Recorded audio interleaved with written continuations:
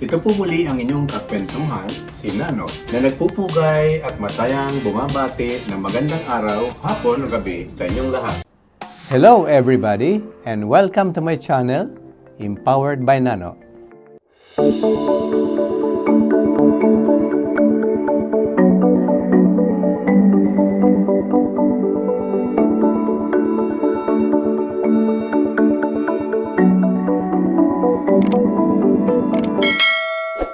Mga impormasyon naman na makakatulong sa consumers ang ating itatampok sa videong ito. Mga consumers na tumatangkilik ng serbisyo, publiko o serbisyong gobyerno.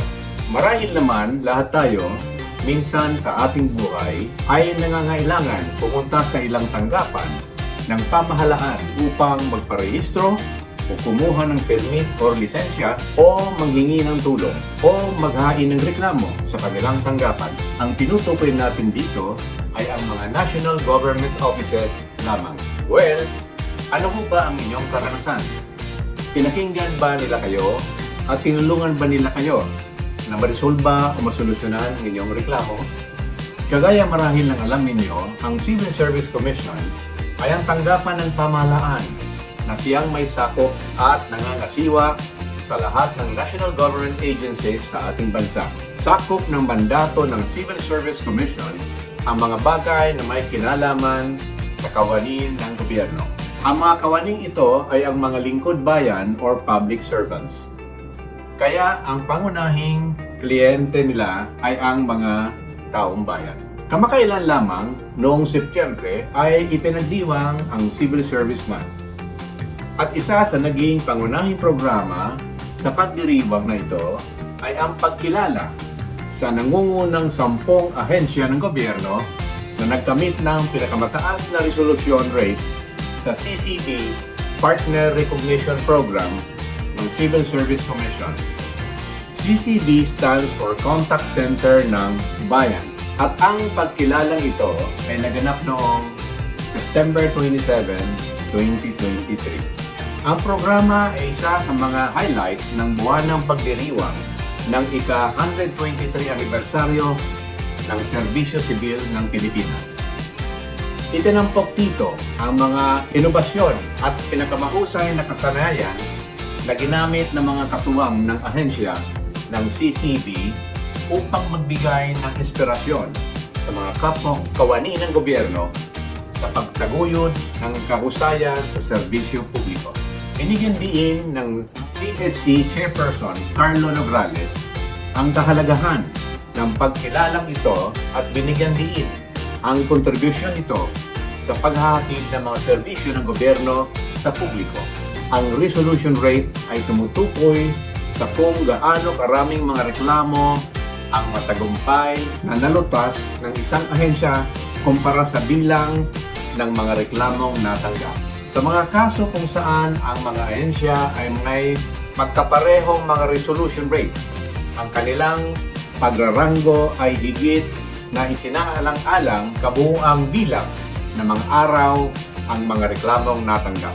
Ang mga ahensyang may resolution rate na 100% para sa fiscal year 2022 ay ang Social Security System, Department of Foreign Affairs, Home Development Mutual Fund, Philippine Statistics Authority, Department of Social Welfare and Development, at ang Philippine National Police.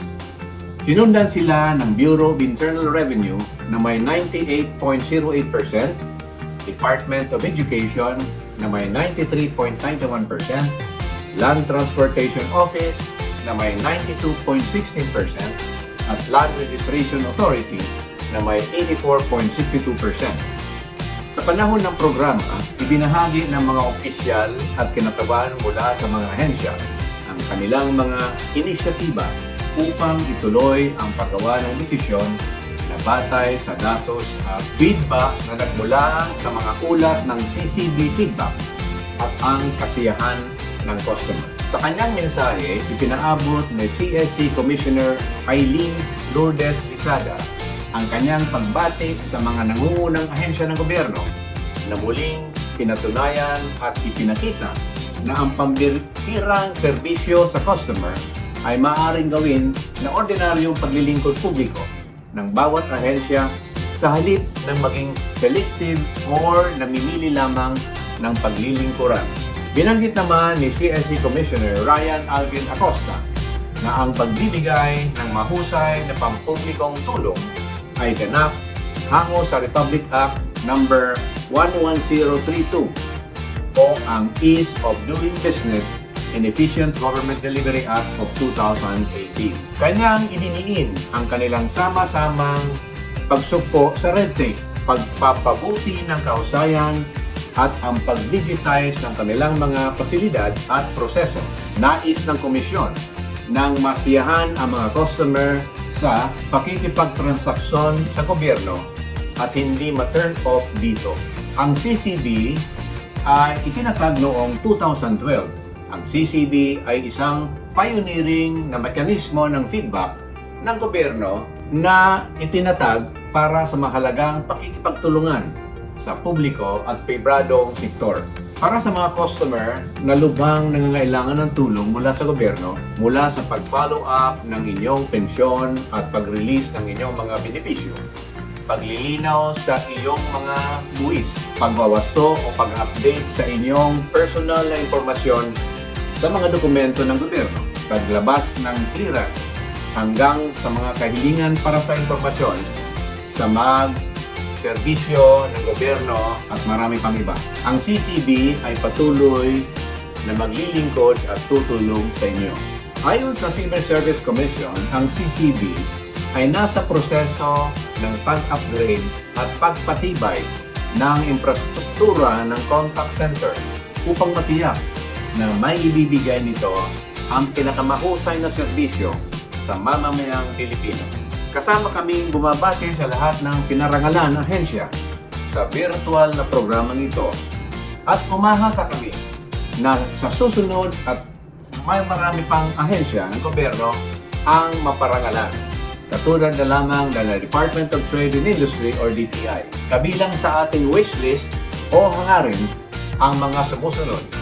Una, sana ay lalo pang mabigyang pansin ng Civil Service Commission sa assessment criteria ang pagkuha ng mas pinalakas at mas makatotohanang satisfaction rating feedback ng mga consumers sa serbisyong ipinagkaloob sa kanila ng bawat ahensya ng gobyerno. At pangalawa, sana ay makasama ang DTI sa 100% resolution rate agency award sa susunod na awarding season. Lubhang mahalaga ang papel na ginagampanan ng DTI lalo na sa paglutas ng mga reklamo ng consumers of goods and services both sa online at offline marketplaces. At kung ang online help ng CCB ay hindi sapat upang makatugon sa inyong pangangailangan at hinaing, ay aking ipinapaalala sa isa pa sa advokasya ng inyong lingkod ay ang magbigay ng guidance sa mga paghahain ng complaints sa mga business establishments at si kinaukulang tanggapan ng pamahalaan. Email lamang po ninyo ako sa aking email address na onan512004@yahoo.com. We strive to help empower the consumers. Mabuhay po kayo at mabuhay po tayong lahat.